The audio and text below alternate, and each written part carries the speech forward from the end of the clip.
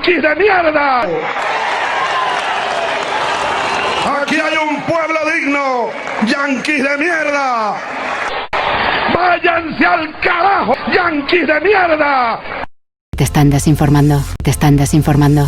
Gracias, Isabel. Una de las imágenes del día es la del rey reunido con los 4 expresidentes vivos de la democracia, José María Aznar, José Luis Rodríguez Zapatero, Mariano Rajoy. Han acompañado a don Felipe de forma presencial en la reunión anual del Patronato del Real Instituto Elcano, y Felipe González lo ha hecho por videoconferencia. Han analizado la actualidad internacional en el contexto de la pandemia. Don Felipe ha dicho que esta crisis ha obligado a identificar aquellas cuestiones medulares que merecen la mayor atención.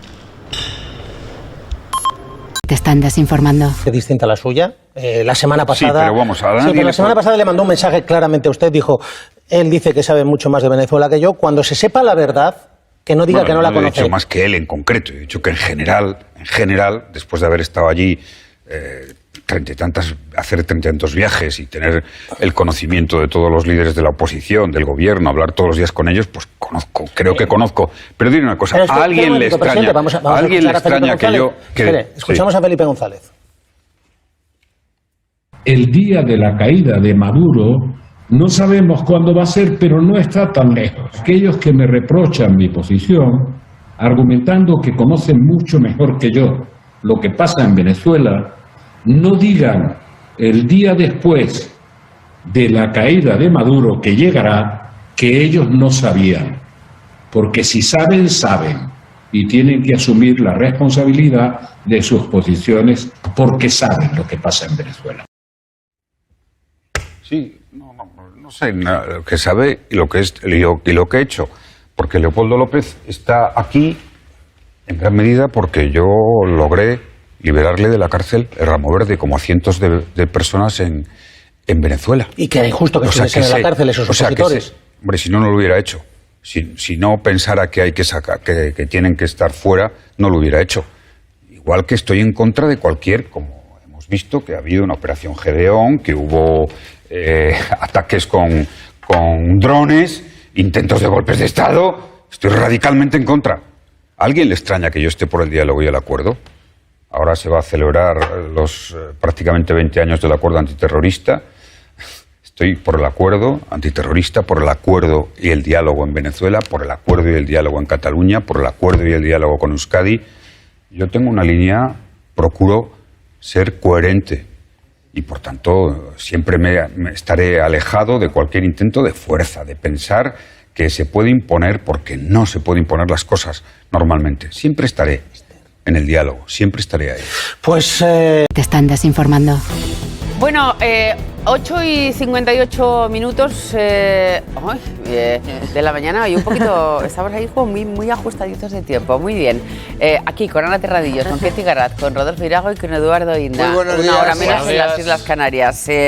Y vamos a repasar, Jano Mecha, bueno, luego vamos a hablar del Día de la Constitución para unos, de la destrucción de la Constitución para otros, pero hoy es festivo en 11 comunidades autónomas. Nosotros estamos aquí trabajando para informarles. La mayoría de los españoles disfrutan de un puente atípico de la Constitución, porque en principio nadie podía marcharse, pero el jueves cogió todo el que quiso y se marchó. Prácticamente toda España está confinada perimetralmente y los datos... pues mejor en unos sitios. Te están desinformando. Desde el principio del programa diciendo que hoy, ayer todos vivimos lo que estaba ocurriendo en Venezuela, las elecciones en Venezuela, que han sido, como era de esperar, un fraude. La jornada ha estado marcada por una bajísima participación, prácticamente no sé si pasará del 20%, mientras que Maduro no tiene dudas de que el 5 de enero va a volver a controlar la Asamblea Nacional. Guaidó asegura que seguirá siendo presidente encargado del país. De todo esto vamos a hablar con el líder opositor exiliado en España, después de salir de su encierro en su casa y también en la cárcel. Ayer salió a las calles para protestar por la dictadura decadente que se vive en su país. Con esta particular performance, cuando toque la diana, Carabobo, Todo el mundo a la calle a votar. Nicolás Maduro llamaba a participar en las elecciones legislativas del domingo. Acabo de votar. Los comicios celebrados entre acusaciones de fraude y sin reconocimiento internacional. El rechazo al fraude. La oposición llamaba a no participar en una jornada marcada por la abstención. Como patriota que soy, tengo que cumplir con mi deber. No voy a ejercer el derecho. Sin resultados oficiales, Maduro aseguraba que las elecciones han sido un ejemplo de resistencia e independencia del país. Y sacarnos de encima esa Asamblea Nacional nefasta. Unas elecciones con parte de la oposición inhabilitada o fuera. Desde Madrid, Leopoldo López denunciaba la situación. Que nos enfrentamos a una estructura criminal, a un criminal en el poder. A pesar de todo eso, nosotros queremos decirles que no hemos perdido ni perderemos la fe. El líder opositor lleva desde finales de octubre en España, tras 7 años de persecución chavista. A mí me costó mucho tomar esta decisión. Yo no quería irme de Venezuela. López protagonizó una huida de película. Tuvo que recurrir a una identidad falsa para llegar a las costas de Venezuela. En barco cruzó las aguas del Caribe y en 2 vuelos, uno hasta Miami y otro hasta Madrid, pudo culminar su llegada a España. Lo sabíamos 5 personas y ya está, más nadie. Ni siquiera mi esposa sabía que yo estaba planificando mi salida. ¿Cuáles son sus planes ahora? ¿Qué piensa Leopoldo López de las elecciones de este domingo? Bienvenido, Leopoldo López, líder de Voluntad Popular. Ayer han sido, este simulacro de elecciones en su país. ¿Ya sabe cuál ha sido la participación? Bueno, el resultado lo sabemos, que siempre va a ganar Maduro, pero digo la participación, que es importante. Mira, primero que nada quiero darte las gracias a ti, a todo tu equipo por tantos años de acompañamiento a nuestra lucha. Lilian siempre me comentaba lo importante que era nuestro caso aquí en España, contigo, con tu programa y la causa por la libertad de Venezuela. Así que, de verdad, gracias a ti y a tu audiencia, que sé que no. Seguramente durante muchos años siguieron lo que está ocurriendo y han seguido lo que ocurre en Venezuela a través de tu programa. Mira, cuando una elección, la discusión es no quién gana, sino cuánta gente participó, algo anda mal, ¿no? ¿Sabes? Porque la discusión no fue quién ganó y cuántos puestos sacó Maduro, sino cuál fue la participación. Y la participación fue evidentemente muy baja. Hubo una soledad estruendosa en todos los centros de votación en Venezuela. La dictadura dice que fue 30% de participación, es decir, un 70% de abstención. Y lo que recoge el observatorio que montamos nosotros, los sectores democráticos, es que la participación incluso fue más baja, alrededor de un 20%, lo que realmente no es significativo y se convierte en el gran grito en contra del fraude. ¿La oposición no se presentó? No nos presentamos porque no habían condiciones para ir a la elección. Y doy algunos ejemplos. Los partidos fueron expropiados. Es decir, si nosotros hubiésemos querido participar, no lo podíamos hacer porque nuestros partidos legalmente se los entregaron a unos impostores. Casi 40 diputados de los líderes más importantes tienen casos abiertos, están en el exilio o están en persecución judicial. No se escogió al árbitro electoral por el mecanismo que dice la Constitución, que es a través de la Asamblea Nacional, sino se hizo por imposición del dictador. Además de eso, no hubo observación internacional y eso todo pues configura un cuadro de una elección que no es tal, que es un fraude electoral. Por eso no hubo participación, como no la hubo en el año 2018. ¿Y cuando qué va hubo a pasar? Porque no lo reconoce la Unión Europea, no lo reconoce estas elecciones Estados Unidos. ¿Qué va a pasar ahora? Mira, la verdad es que desde el punto de vista de diferencia entre el viernes y hoy, no hay mucha, porque ya Maduro venía en un terreno de total ilegitimidad. Hubo unas elecciones en el año 2018 que nosotros hubiésemos querido que hubiesen sido unas elecciones para dirimir el problema de fondo en Venezuela, que es un problema político y se tiene que dirimir a través de unas elecciones presidenciales, pero Maduro decidió hacer un fraude. Y eso en el año 2018 da pie a que en enero del año 2019 Juan Guaidó, como presidente de la Asamblea Nacional, también asume como presidente encargado, porque la elección del año 18 había sido fraudulenta. Y esa es la situación en la que estábamos y en la que continuamos estando. Entonces, ¿qué va a pasar en Venezuela?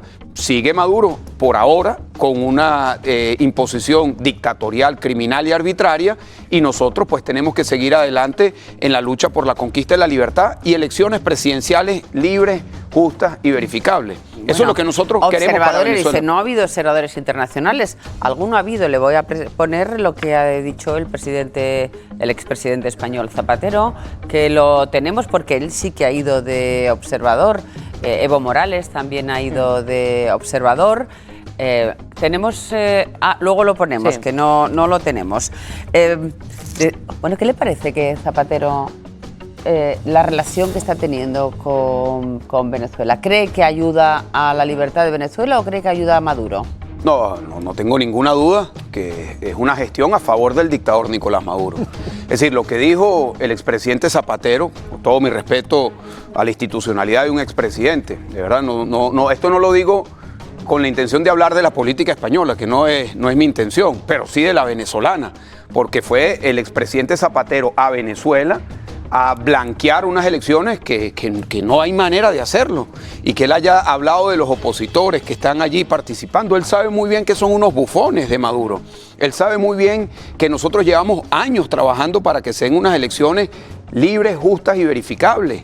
Y él sabe muy bien cuáles son las condiciones que nosotros estamos pidiendo. Él sabe muy bien que nos han quitado los partidos, que nos han encarcelado. Él me visitó a mí 8 veces a la cárcel. Es decir, él sabe muy bien las violaciones de derechos humanos.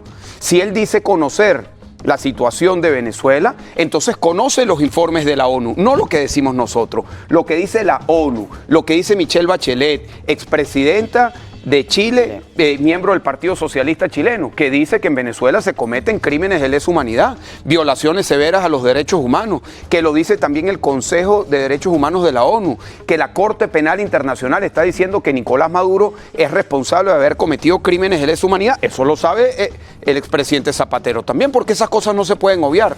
Y que haya ido a Venezuela a decir que son unas elecciones justas, que son unas elecciones libres, pues para nosotros como venezolanos demócratas que somos... Cobra de la dictadura cada vez que va.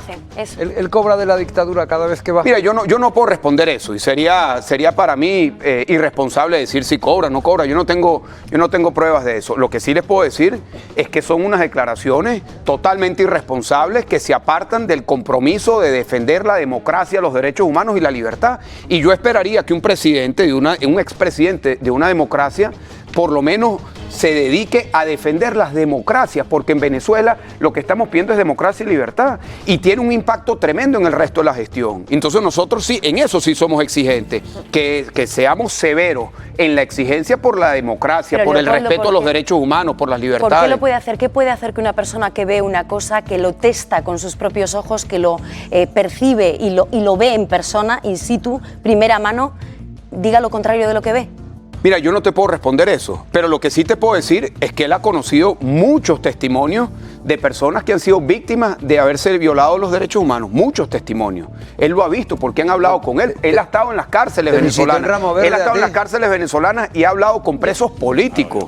Entonces, eso es una realidad. Y yo lo que quiero decir con esto es que nosotros en Venezuela necesitamos la ayuda de la comunidad internacional, pero que sea objetiva. Nosotros lo que queremos es que los venezolanos decidamos cuál va a ser nuestro futuro. Por ejemplo, en Bolivia, recientemente se dieron unas elecciones.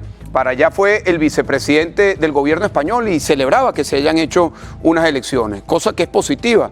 Los bolivianos eligieron a quien eligieron. Esa es la soberanía que ejercen los bolivianos, como cualquier país que vaya a una elección. ¿Qué queremos nosotros para Venezuela? Elegir. Nosotros no queremos que nos imponga el presidente de Venezuela, ni España, ni Europa, ni los Estados Unidos, los venezolanos. ¿Se presentaría unas elecciones para presidente de Venezuela? Mira, yo lo que estoy luchando es para que se den elecciones en Venezuela, para que logremos los venezolanos tener elecciones libres, elecciones presidenciales, parlamentarias, de gobernadores y de alcaldes. El pueblo venezolano es un pueblo profundamente democrático. Mira, durante muchos años Venezuela era un oasis de democracia en un continente rodeado de dictadura. Sí, y próspero, pero éramos, más allá del tema económico, que siempre se piensa en Venezuela como lo que fue un país rico, un país petrolero, que lo fuimos, hoy no lo somos. Hoy Venezuela es un país pobre, 90% de la población está en situación de pobreza.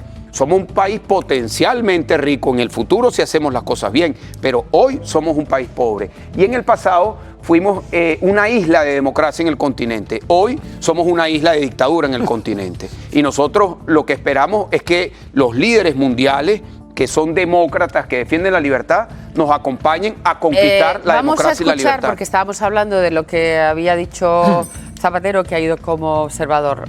Lo escuchamos. Conducir al mayor absurdo que haya conocido la historia del derecho internacional.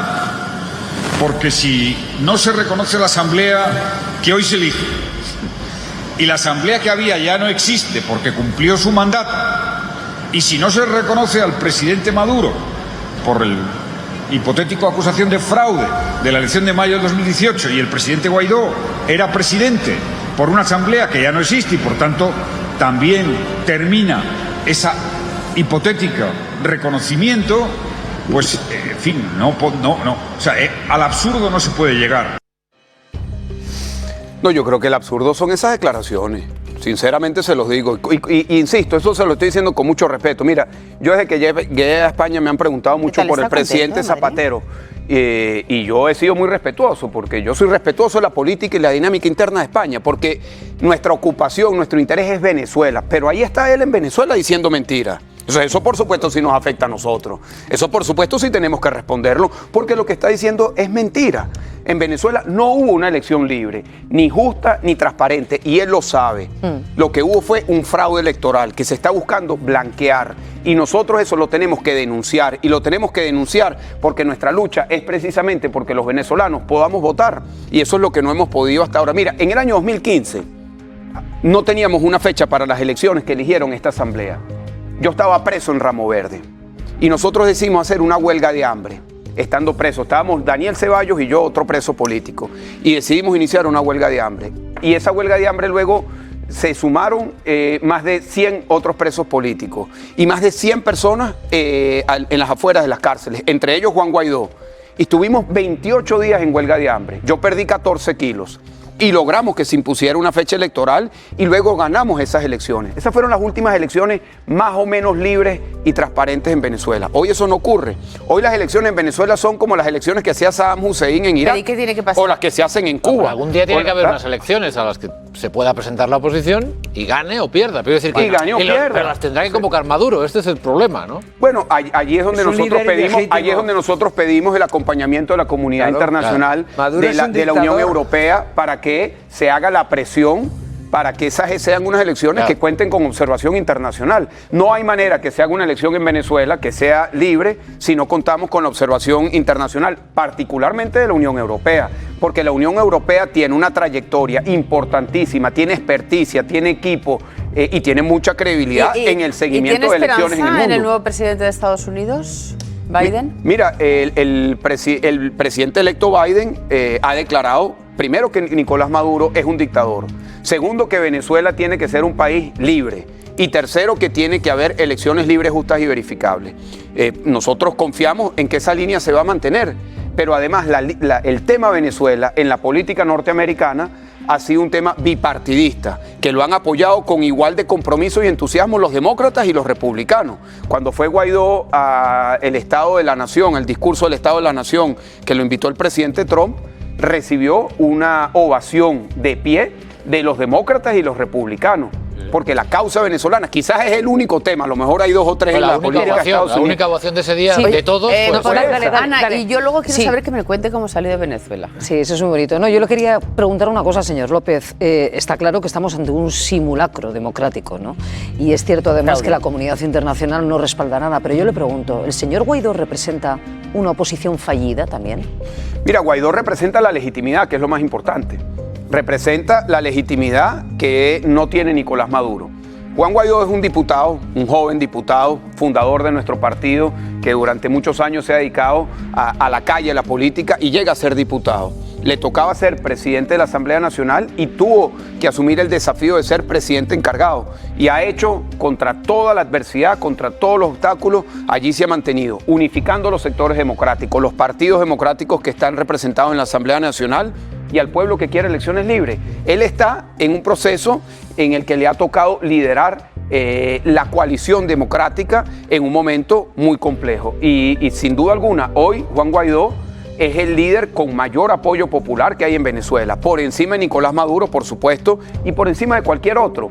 Y nosotros tenemos que respaldar no solamente a Guaidó como presidente, como líder, que es importante, pero no es lo más importante. Lo más importante es respaldar la legitimidad que él representa. Por eso es que nosotros tenemos que mantenernos, y a diferencia de lo que decía Zapatero en su declaración, que no va a haber reconocimiento de la Asamblea a partir de ahora. ¿Y quién le dijo eso a Zapatero?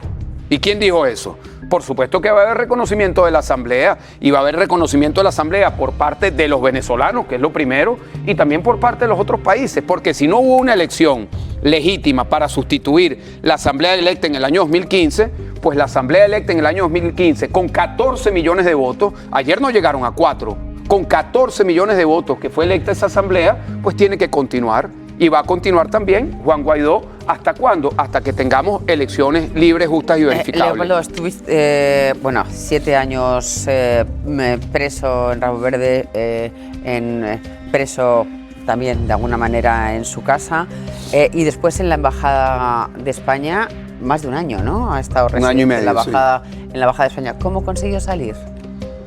Mira, planificando muy bien lo que era la salida. Yo pasé como un mes organizando la salida. El primer desafío fue salir precisamente de la Embajada de España, que estaba rodeada de la policía política. En algún momento dado hubo unos 70 funcionarios con motos, armamentos, escudos alrededor de la embajada. Todos los días había alrededor de unos 20 funcionarios en la puerta de adelante, en la puerta de atrás. Entonces lo primero fue planificar la salida de la embajada, que no contaba con, porque tampoco lo solicité, con la ayuda de la delegación diplomática, porque esto era una responsabilidad mía de poderlo manejar. Entonces tuve que identificar, los puntos ciegos de las cámaras adentro de la embajada, y obviamente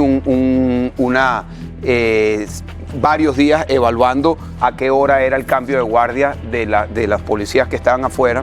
Yo tenía unos binoculares porque me gusta mucho ver las cosas alrededor, porque como estaba en confinamiento, desde que estaba en la casa siempre tenía unos binoculares para ver el Ávila, que es nuestra montaña en Caracas.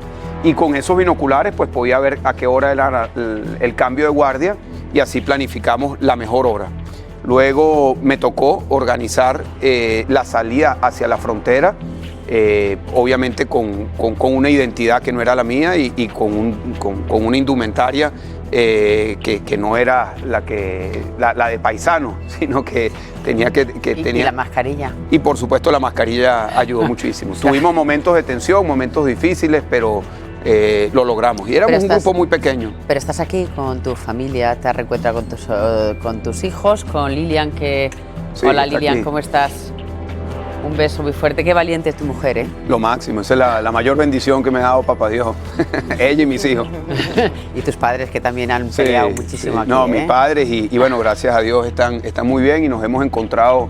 Mira, mucha gente me ha preguntado cómo me siento. Yo me siento muy bien, por supuesto, de haberme encontrado con mi familia, pero el día que le di un abrazo a mis hijos, a mis padres, no podía dejar de pensar en que la realidad de casi 6 millones de venezolanos es esa, la de tener familias fracturadas, familias separadas. Aquí me he encontrado con muchos venezolanos y a todos les pregunto cómo están y cómo está la familia, y todos me dicen que tienen o sus hijos o sus padres en Venezuela.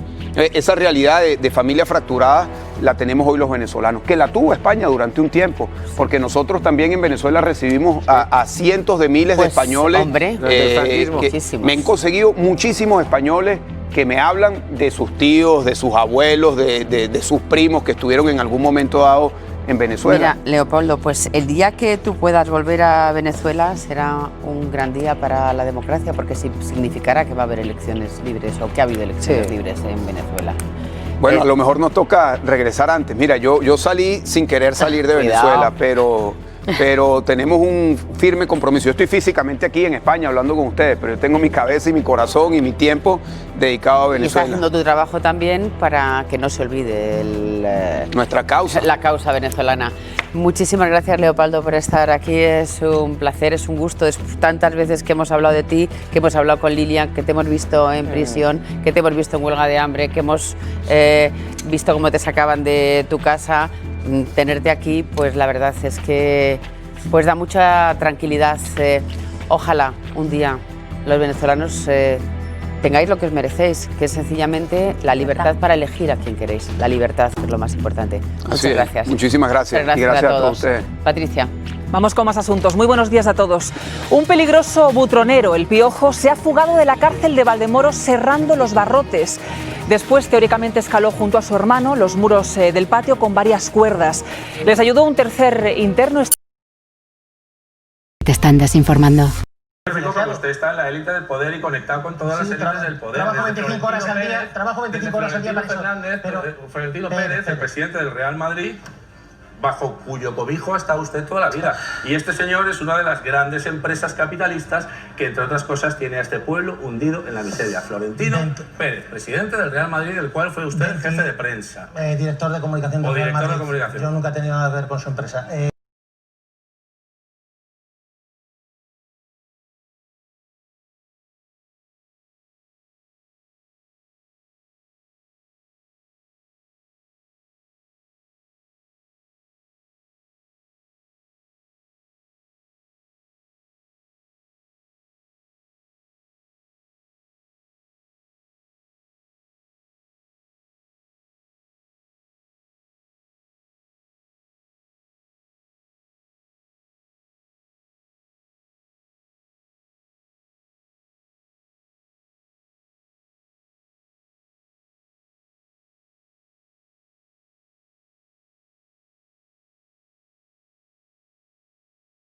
El exministro del Interior, Rodolfo Martín Villa, declara mañana por videoconferencia ante la justicia argentina acusado de cometer crímenes contra la humanidad durante la transición.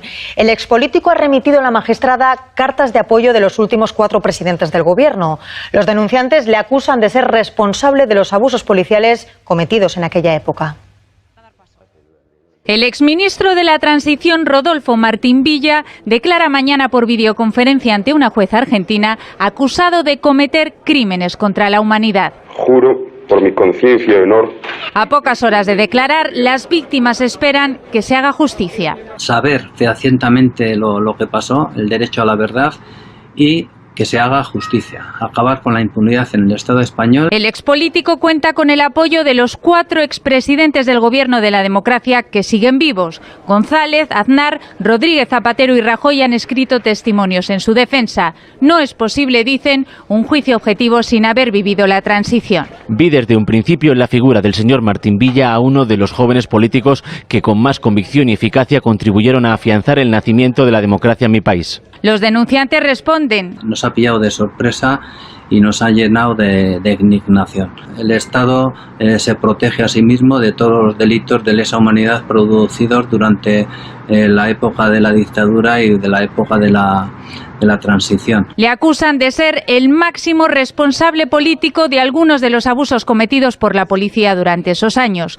como la matanza de Vitoria en 1976, donde fueron asesinados 5 obreros que estaban en huelga. Martín Villa era el titular de Relaciones Sindicales y Gobernación, el equivalente al ministro del Interior. Ante las cámaras de La Sexta Columna se negaba a hablar del asunto en 2015. Pero sí ha solicitado en 6 ocasiones declarar ante la jueza e incluso trasladarse a Buenos Aires para hacerlo en persona. La irrupción de la pandemia ha retrasado el interrogatorio hasta ahora.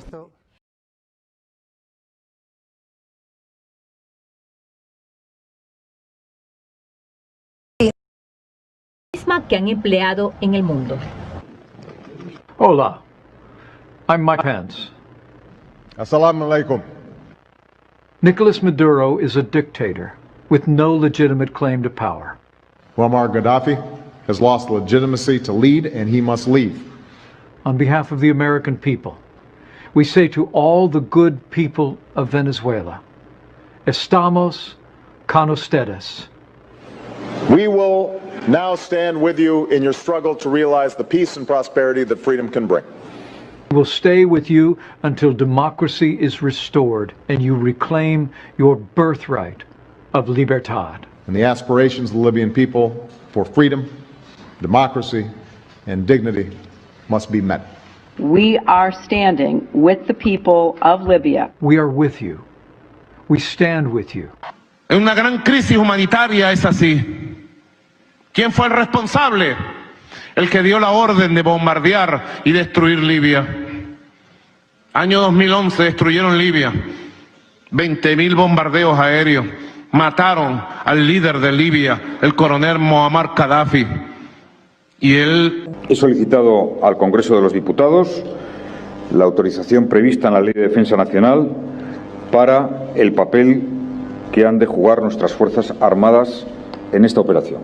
He dispuesto la participación de medios navales y aéreos de nuestras Fuerzas Armadas en el dispositivo que se ponga en marcha.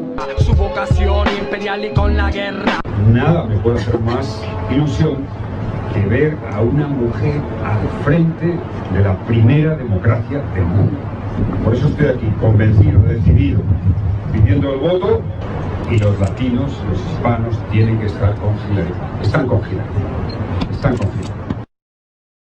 El futuro no se detiene, nosotros tampoco. Repsol, inventemos el futuro. Y elegir la nueva Asamblea Nacional que... Avanza el consenso y entendimiento entre los propios venezolanos, buscando no repetir lo ocurrido en otros escenarios, como los diálogos de República Dominicana en 2018. Ya el acuerdo estaba alcanzado. El expresidente Aznar fue elegido por los españoles. Y exijo,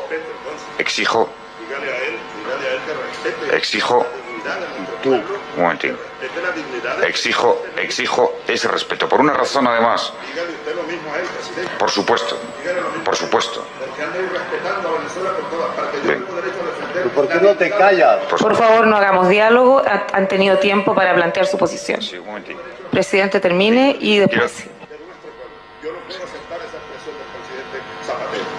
Presidente Hugo Chávez. Podrá ser español el expresidente Aznar, pero es un fascista y es un falta de respeto. Presidente Hugo Chávez. Creo que hay una esencia y un principio en el diálogo.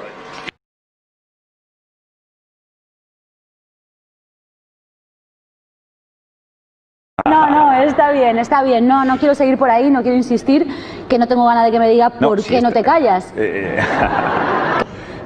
Como presidente del gobierno, que he visto al rey en esa reacción espontánea, en una cumbre formal, y todos, y además estaba a su lado, y le vi que fue una reacción completamente espontánea, de decir, bueno, ya está bien, no voy a dejar a Hugo Chávez que siga criticando a un expresidente del gobierno. A finales de 2013 me pidieron que fuera a Venezuela, inmersión a fondo en Venezuela. Que no crea nada en la democracia, al más fanático hay que intentar convencerle, y se puede convencer.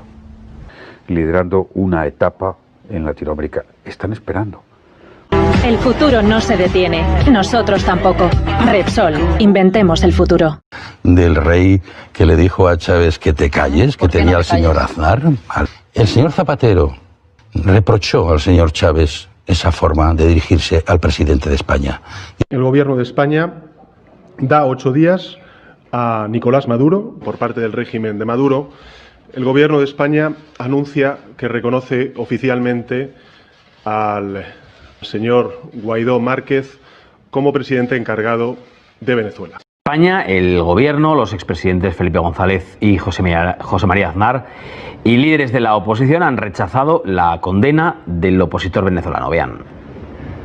El Partido Socialista condena rotundamente y sin paliativos la destrucción de las libertades democráticas que se están produciendo en Venezuela como consecuencia del régimen de Maduro. Rechazamos la condena a un preso que ha sido encarcelado por sus ideas políticas. Yo digo, para exigir al régimen de Maduro, porque hay que llamarlo así, régimen de Maduro, la liberación de todos los presos políticos, de todos y cada uno de los presos políticos, y singularmente también de Leopoldo López, el marido de Lilia, y que desde luego se pueda producir de una vez por todas un cambio y que vuelva la democracia a Venezuela. Y por supuesto los movimientos populares, la izquierda tiene que ser respetuosa con las reglas democráticas, institucionales, etcétera, porque si no corremos un riesgo de la polarización y de la confrontación que siempre lleva al desastre. Por eso he aprendido mucho, es decir, lo que se juega, y sobre todo he ayudado a mucha gente de Venezuela, y sigo, y deseo, tengo un firme deseo, es una de las aspiraciones más secretas que tengo, ¿no?, de ver al gobierno ya en plenitud de funciones, liderando una etapa en Latinoamérica. Están esperando. El futuro no se detiene. Nosotros tampoco. Repsol, inventemos el futuro.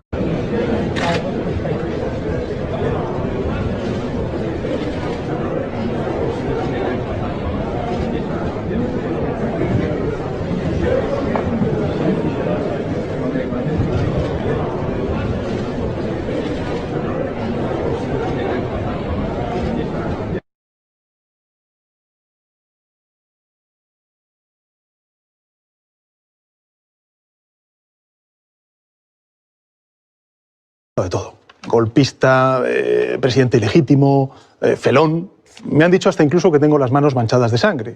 Decir que es amigo de terroristas o que es un golpista, yo creo que es exagerado. Que no lo que pacta con golpistas y pacta con terroristas, ¿no? El gobierno necesitaría un vicepresidente del gobierno que defienda la democracia española. Cuando habla de presos políticos, ¿qué está diciendo? ¿Que en España se está persiguiendo a personas que tienen ideas distintas y que están en la cárcel precisamente por esas ideas o porque han supuestamente cometido hechos delictivos que ahora mismo... De la capacidad de fuego con que este grupo de gente pretendió violentar la vida de nuestro pueblo e imponerse por la vía que jamás podrán imponerse, por la violencia golpista. Vamos a ver. Bájalo, porque la gente se pone nerviosa. Mira,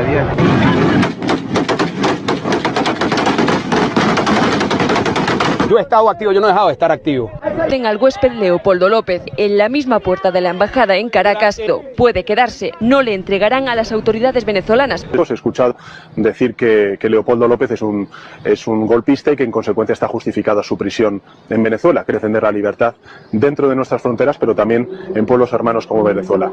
Contra el terrorismo y por la solidaridad con las víctimas y con sus familiares, tiene que señalarse como máximo responsable al régimen de Maduro. No hay fisura posible. Es que a la sociedad le interesan muchísimos casos más que el caso Gal, que les afectan muchísimo más. Mi profesión es terrorista. Vine aquí a por oro. Este país hace tiempo que ha equiparado la democracia con el capitalismo. Y el capitalismo con Dios.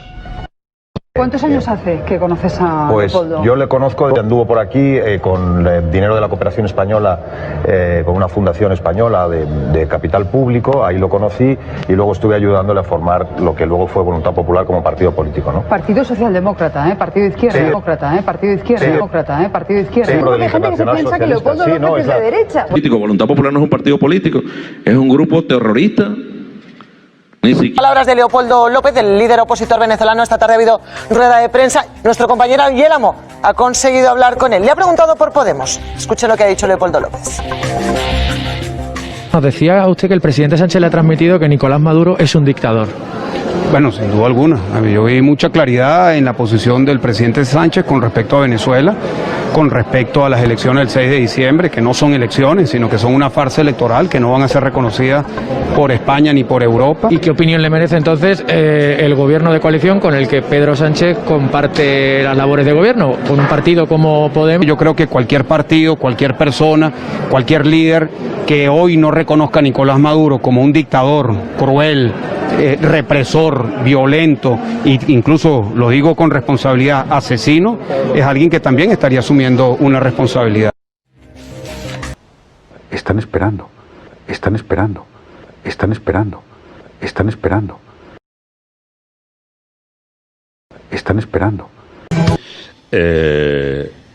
Hay mucha desinformación sobre Venezuela. Yo he viajado 38 veces desde 2015 a Venezuela y, por tanto, creo que algo sé de lo que pasa allí, y promover las sanciones económicas para que un pueblo sufra, intentar derrocar a un gobierno y no apelar a la convivencia pacífica, al diálogo, al acuerdo, al entendimiento, es un error. Y, en mi opinión, el principio de defensa de la legalidad internacional, de la salida pacífica de los conflictos, debe tener más vigencia que nunca, después de lo que hemos vivido en Oriente Medio, después de Irak. Esto me recuerda mucho a Irak. Uno era malo, malísimo, y fíjese la que se organizó, y las consecuencias que ha tenido. Afortunadamente esto es América Latina y es otra cosa. Ahora hay un gobierno que es el que gobierna en Venezuela, el que si tienes que ir, los visados los da, es el que tiene el control de la autoridad y demás. Y resulta que hay un gobierno que es el de Estados Unidos, que los bienes y los activos que el gobierno de Venezuela tiene va y se los da a unos señores que no han sido, que no tienen ningún título más que se reconocieron. Y por tanto, cientos de millones, miles de millones que nadie controla y que están por ahí. Y una situación para el derecho internacional insólita, para las empresas, para la seguridad jurídica, para los ciudadanos que viajan allí, para los españoles que están en Venezuela. Es decir, esto no tiene precedentes.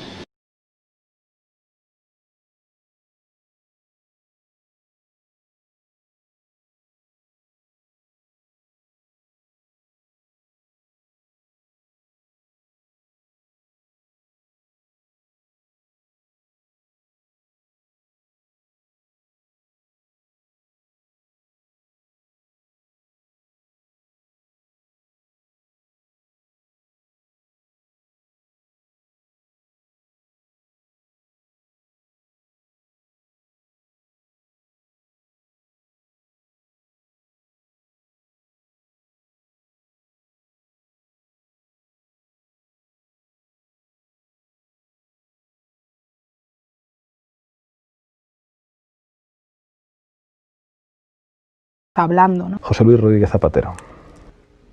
Creo que es una buena persona, aunque no lo conozco personalmente, y ha tratado de hacer algo digno en Venezuela, pero bueno, está ahí bastante marginal. Del CNE.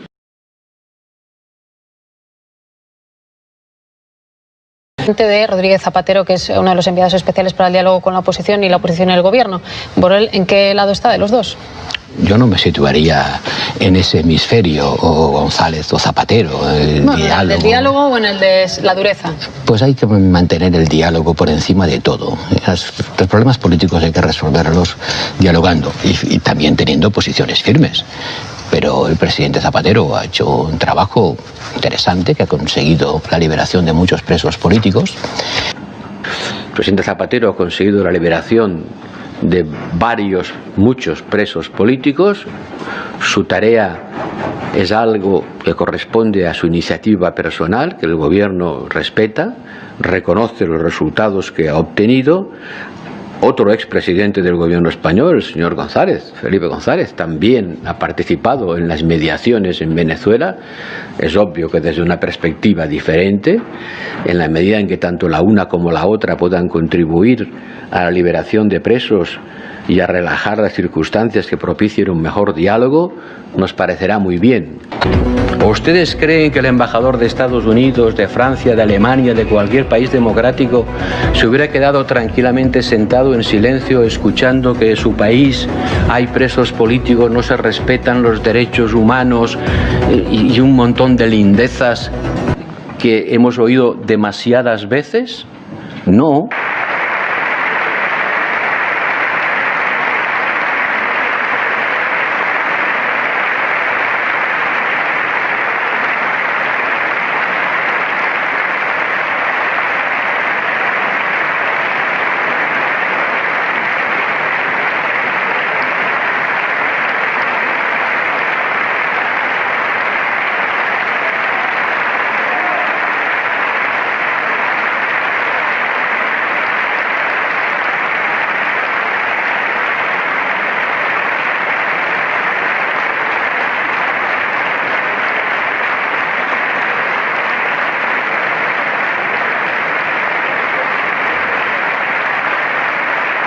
Están esperando, están esperando.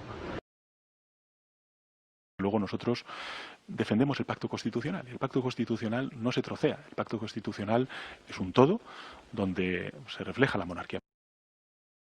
Desde luego lo que necesitamos es estabilidad. Y esa estabilidad, quiero que lo sepan los oyentes de la cadena SER, está garantizada por parte del gobierno de coalición y por parte de mi persona. reconocer también lo que está haciendo el actual jefe del Estado en el ámbito de la transparencia y la ejemplaridad. Yo, como no presidente del Gobierno solo, sino también como secretario general del Partido Socialista Obrero Español, que es el único partido que queda en pie, que firmó y que fue el arquitecto de la Constitución española, porque otros cambiaron sus siglas, como es el Partido Popular, pues lo que sí que puedo garantizar es que ese pacto constitucional, que entiendo como un todo, no como una parte, pues lógicamente lo defenderemos y lo mantendremos. Muchas gracias, presidente. Que nos importan no sé qué, ni la de los bolivarianos, ni la de los chavistas, que quieren apoderarse de España y del planeta, ¿no? José Manuel Villarejo grabó a Corina Larsen, a la amiga del rey, y Corina habla en unos audios, la verdad, muy importantes, que van a causar desde luego un maremoto en este país, sobre la forma que tenía el rey emérito de mover su dinero. Escuchen. Con el efectivo, en maletas, la cara de él, lleva como 3, 4, 5 millones. Y lo trae de... En Zarzuela, el dinero está en maletas. Tiene una máquina para... ¿Contar? ¿Contar? Esto de mis propios ojos, de mis propios ojos. Claro, Y se pone como un niño. Y él paga todo, incluso a su hijo, a sus hijas, la mujer, todo. Y viaja en cash. En cash. Esto solo es un adelanto, vamos a... Una exclusiva, unos audios en los que Corina Larsen, la amante del rey emérito, cuenta cómo don Juan Carlos introducía en España el dinero en metálico de esas presuntas comisiones saudíes. Algunos de estos audios son impactantes, como por ejemplo el que describe el anterior jefe del Estado contando dinero en la piscina de la Zarzuela. Explican, entre otras cosas, cómo movía el dinero Juan Carlos I. ¿Cómo consigue el dinero? Toma el avión, va en los países árabes y vuelve en el avión. En el crudo, en efectivo. Con el efectivo, en maletas. La cara de él, lleva como 3, 4, 5 millones. Y lo trae de... En Zarzuela, el dinero está en maletas. Tiene una máquina para... ¿Contar? ¿Contar? Esto de mis propios ojos, de mis propios ojos. Claro, Y se pone como un niño. Sí. Como un niño feliz, con el dinero bajo el exclusivo techo del Palacio de la Zarzuela, contándolo, insaciable, a pesar del riesgo que eso suponía. Yo no entiendo las operaciones que hacen peligrosísimas. Disfrutar con tu familia, con tus amigos, que vas a morir con este dinero. Contando dinero. ¿No? Sí. Es que con un poco de, ¿cómo se dice?, de creatividad, pueden tener una vida extraordinaria. Claro. Sin problemas. Pero como están, el dinero está como una maladía. Sí, una adicción. Una maldición. Ser adicto al dinero. Para el dinero. Para el dinero. No para el amor. Ni siquiera el amor. Al emérito, según Corina, le perdía el dinero. Un dinero que repartía luego entre todos los miembros de su familia. Y él paga todo, incluso a su hijo, a sus hijas, la mujer, todo. La manera como lo ha hecho todos estos años ha sido la más fácil, es viajar. Pero... sobre protección diplomática, pero... y coger dinero y volver a casa. Se lo hace así. Según el Confidencial, Torrejón no era la única entrada de dinero en efectivo. Gracias a los testaferros del emérito, la frontera de Barajas también fue testigo de las idas y venidas de sus maletines llenos de billetes. El objetivo, no declarar en España los 65 millones de euros donados por Arabia Saudí. Una fortuna no declarada que, según este diario, habría disfrutado impunemente la familia real. Te están desinformando. Javier, ¿puedo preguntar yo? Vieja política. Claro. Javier, ¿puedo preguntar, por favor? ¿A ti por qué te pusieron Juan Carlos? Pues por un tío que había que se llamaba así. Es que me lo han contado, que tu padre te puso Juan Carlos por Juan Carlos I. Pues muy bien. Maravilloso. Maravilloso. Maravilloso. No me lo creía y quería que me lo ratificases a mí tú. no me consta. Señores, Juan Carlos, no primero, pero vamos, o sea, le pusieron el nombre por Juan Carlos I. ¿Veis cómo Ana Terradillos tiene contactos con la CIA? De España. Ana, Muchísimas. Tiene contactos con la CIA, que le han contado esto. A veces las cosas son más sencillas que contactar con la CIA, amigo mío. Faltaría más. Patricia. Juan Carlos, Juan Carlos por Juan Carlos I, es maravilloso. Y no ha acudido a la CIA, señores, no ha acudido a la CIA. Todo tuyo, Patricia. Tienes la tila pagada en cafetería. Sí, ¿no? No, sí, yo estoy... Sí, en el fondo da mucha vida. Vamos con más asuntos de actualidad, porque lo cierto es que además hoy tenemos que abordar temas durísimos en nuestra sección. Les avanzo algunos de ellos. Asesinan a un... Te están desinformando. Política nunca digas nunca, porque nunca dura, ¿no? ¿Por qué los Estados Unidos de América tienen mayor nivel de integración política? Primero, porque tienen el mismo idioma todos, y segundo, porque tienen muy poca historia detrás. Nacieron a la independencia prácticamente sin historia. Lo único que habían hecho era matar a 4 indios, pero aparte de eso fue muy fácil. Pero ahora todos los americanos se sienten americanos y ponen la bandera en su jardín, y pobre de ti si la usas como pañuelo para quitarte los mocos. A nadie se le ocurre.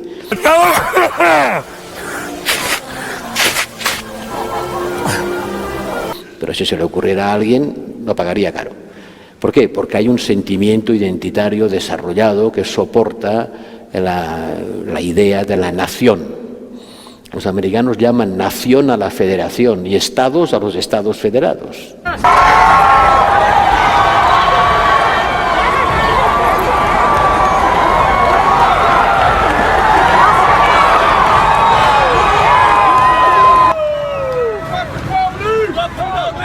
A lo largo y ancho del país, con pillaje incluido, en una noche que deja también víctimas mortales por disparos, un policía en Oakland y un joven en Detroit.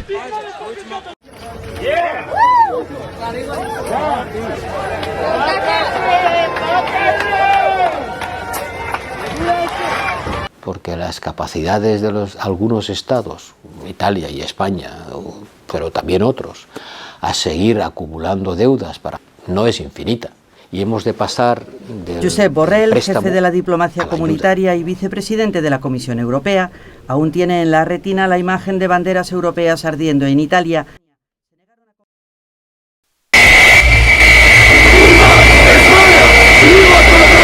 La bandera española pisoteada. En su lugar, en la fachada de... Se han oído gritos de fascistas y contra España.